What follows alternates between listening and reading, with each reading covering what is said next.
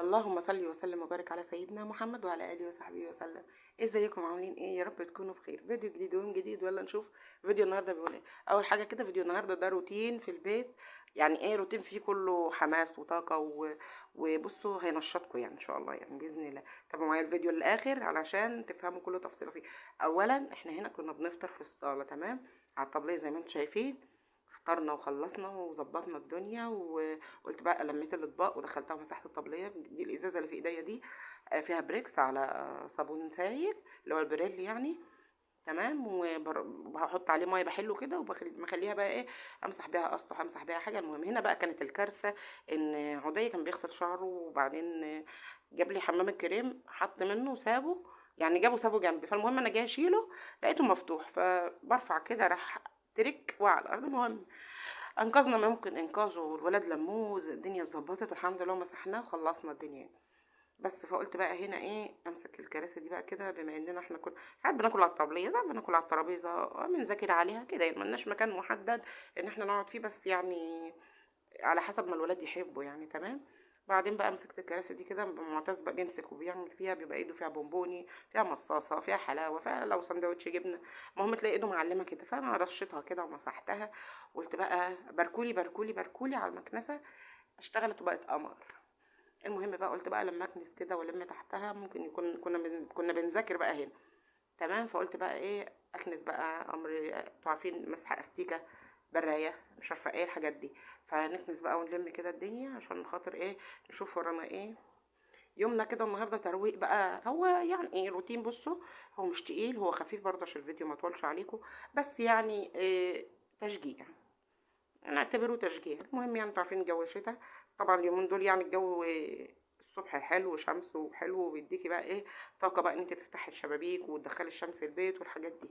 هنا بقى ده المنشر انا حطاه هنا في الجنب ده علشان خاطر الشمس لما افتح الشباك تيجي عليه، لان انا بطلت انشر في البلكونه، علشان انتوا عارفين اولا منع ان الدنيا تشتي مره واحده كده واتفاجئ الاقي الغسيل مبلول. تاني حاجه ان التراب، طبعا احنا على سكه التراب بقى بره فظيع، فبلم الغسيل ريحته مطربه، فقلت لا، ليه اعمل في نفسي كده واضيع المسحوق اللي انا بصرفه.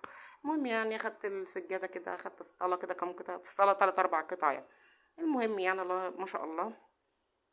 فقلت بقى ايه، امسك السجاده كده، اخد جزء جزء كده واخلص كده واشيل من تحت. برفع برضو، كنت برفع تحتيها واكنس وبتاع، بس طبعا في حاجات كنت بفصل الفيديو فيها علشان يعني. بس هنا بقى جينا ايه، بصوا بقى، ده كليم بتاع الازاز وده بتاع الخشب، الاتنين مع بعض، رش هنا ورش هنا. دي بقى اللي هو بتاع الخشب ده تقيل شويه، فبيسد الايه البخاخه، فبنضطر بقى ان احنا نفك البخاخه خالص كده، ونروح منزلين على الفوطه عادي ونمسح نتعامل بيها عادي. بس بنمسح بقى الازاز عشان خاطر انتوا عارفين دبان، وعلشان خاطر معتز ده حبيب قلبي، على طول بقى بيكتب اسمه على الازاز، يعني رايح جاي كده، الراجل شغال بيشغل بيشغلنا يعني. فالدنيا تمام والدنيا حلوه. قلت بقى ايه، اروق على الازاز كده والمعه برضو، بحيث ان الدنيا ايه تبقى معايا بالمره، يعني امسك الجزء اللي امسكه اكنسه وانضفه، يبقى كده ايه، مسحت الشباك، مسحت الكرسي، مسحت، خلصت تحته كده، الجزء ده عدى من عليا كله، مش هعمل حاجه واسيب حاجه، تمام. بس هنا بقى قلت مسحنيش بقى والمع كده واظبط عليه واروقه، وبعدين ايه، اعمل برضو ايه السجاده اللي قدام منه علشان تبقى كده عدت ايه من الارضيه، بايد واحده، بايد واحده تشتغلي في الارضيه وتلمي اللي فيها، وفي ثواني. المكنسه مش المقشه تكنسي بقى وتمسكي وظهرك والحاجات دي، لا لا لا طبعا، كان شقه شقه يعني، كان في المقشه ده. وفي الاخر اولا بيطلع الوبره، يعني مش بتنضف بصراحة، أنا مش برتاح لها أوي يعني. في ناس ما بتحبش المكنسة ومتعودة على المقشة يعني، بس بالنسبة للسجاد، في سجاد بيجي معاه المقشة وسجاد ما بيجيش معاه يعني. فاحنا كنا مستحملين برضو كده لحد ما ايه، لحد ما ربنا ييسر الحال ونصلحها. المهم اتصلحت الحمد لله واشتغلت، بس فيها عيب بسيط كده، اللي هو الراس بتاعتها تحت دي كانت مكسورة، وكل شوية برضو غيرها. فانا قلت لها لا تعالي بقى امسكك، بصوا امسكها كده، وبسطرتها، عملت لها رقبة ايه، رقبة كده ببلاستر ورق وحاجات، ولزقتها كده، اشتغلت يعني الحمد لله. اي نعم مش اللي هي، بس اهي ماشيه الحال الحمد لله، لحد ما ايه، ما نبقى بقى نجيب واحده يعني نستهلكها لحد ما خلاص ما نزهق بقى، نجيب اخرنا، فاهمين، اللي هو مش هنرميها بقى على طول لانها كانت جديده. النهارده عامله الفرشه بس بتاعت المكنسه عامله 120 جنيه، فيعني طبعا انا لزقتها، الجيش بيقول لك اتصرف. فالمهم يعني انتوا عارفين المواضيع ما بتسكتش بتسلك يعني، في اي حاجه اتصرفنا ولزقناها كده واشتغلت ومية مية وتمام. بس يعني نعمل حتى بال120 جنيه اللي احنا كنا لسه ايه دافعينهم. تعالوا بقى هنا ندخل بقى على البلكونه ونأكل الحمام بتاعنا والعصافير ونظبط على الدنيا كده ونشوفوا ايه الدنيا عندنا هنا ايه. طبعا التقفيصه ديت حاطين فيها احنا الجوز ده بس كده، ما عندناش غيرهم يعني الحمد لله. تمام. وعندنا برضو بحط لهم الاكل والميه. بعد كده بقى همسكها بقى انضفها برضو، بس قلت يعني ايه علشان يكونوا كلوا برضو وشربوا كده، انضف بقى يبقى كلوا وشربوا واحتروا براحتهم، وانضف بقى بعد كده ايه على رواقه يعني. بس ندخل بقى البلكونه. عايزه اقول لكم زي ما قلت لكم كده احنا على سكه. تعالوا بصوا التراب عامل ازاي في الارضيه، كميه تراب فظيع. فانا قلت لا خلاص كفايه عليها كده. هي اهم حاجه البلكونه دي عايزه تتعمل الصبح، يعني تعمليها الصبح اخر النهار تكوني بتعمليها تاني. عملتيها اخر النهار تاني يوم الصبح تقومي تعمليها تاني، انتوا فاهمين؟ هي عايزه كده. فطبعا بقى دي كانت يعني كده ليها زي مثلا يومين ولا حاجه ما جيتش يمها. فقلت بقى ما ينفعش اسيبها اكتر من كده بصراحه. الولاد بيخشوا جوه، وطبعا انتوا عارفين اللي معاه اطفال صغيره برجلهم بتبصم على السجاد برضو جوه والحاجات دي. بقى دايما بلاقي الحافظات ايه رجل معتز معلمه، على الرغم ان انا كنت حاطه شباشب للبلكونه، بس يعني ايه كده يعني. بس المهم بقى قلت بقى امسك البلكونه كده اظبط عليها واكنسها واروقها وامسحها واسيقها. طبعا انا اختصرت بقى حاجات كتيره في قلب الفيديو ماشي، علشان طبعا كنت رايحه مشوار. هقول لكم برضو المشوار، كملوا الفيديو للاخر عشان تعرفوا انا رايحه فين. هتقولي لي الفيديو ده انت مسجلاه بقالك قد ايه؟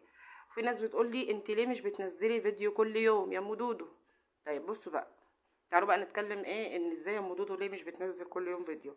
هقول لكم اولا يعني اليوتيوب ده هو شغل، تمام؟ زي اي شغل كانك رايحه اي مكان فملتزمه بيه. طبعا المفروض ان انت تلتزمي بالشغل بتاعك، تمام؟ ما بلتزمش لسبب. اولا التصوير بياخد مني وقت كتير. يعني مثلا عايزه بصي، يعني انا عشان اكنس البلكونه مثلا عايزه اسيب الكاميرا وارجع اظبطها وارجع اسيبها وارجع اظبطها، فبياخد مني وقت. فاحنا دلوقتي معانا اولادنا في مدارس مش فاضيين، في حاجات بقت اهم دلوقتي، تمام؟ فبنضطر ان انا نأجل. في حاجات تانية بتيجي بقى غصب عننا، حتى لو انت قايمة كلك نشاط وكلك حماس وعايزة تشتغلي وعايزة تعملي ده وعايزة تعملي ده وعايزة تطلعي طبعا فيديو كويس. ان انا مثلا اعمل فيديو كويس ان انتوا تشوفوه وتتفرجوا عليه وكده ويفيدكم برضه في نفس الوقت، ما يبقاش فيديو اي حاجة وخلاص، يعني ما يبقاش فيديو اي حاجة، تمام؟ المهم بقى في حاجات بتيجي غصب عننا كده تدينا بقى ايه اللي هو بعد انت يعني بعد انا ببقى متحمسة وعندي طاقة وعايزة اشتغل واعمل، بتيجي لي حاجات خارجية كده من بره إيه توقف حالنا، تمام؟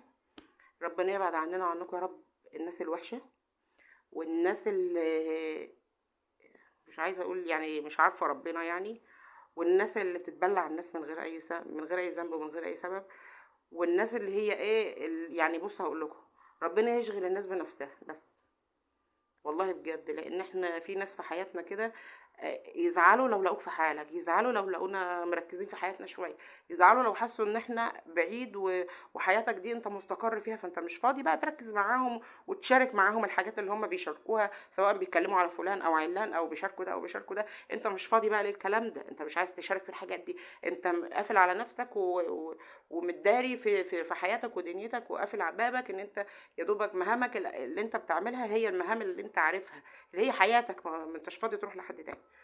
بس ما علينا كده بقى. كانت البلكونه خلصت، كان يومنا خلص وكله تمام. المهم بقى كده ايه، انا رايحه لماما من غير ما تعرف، تمام؟ بقول لكم انا رايحه لماما من غير ما تعرف ماما ايه ان انا رايحه عندها.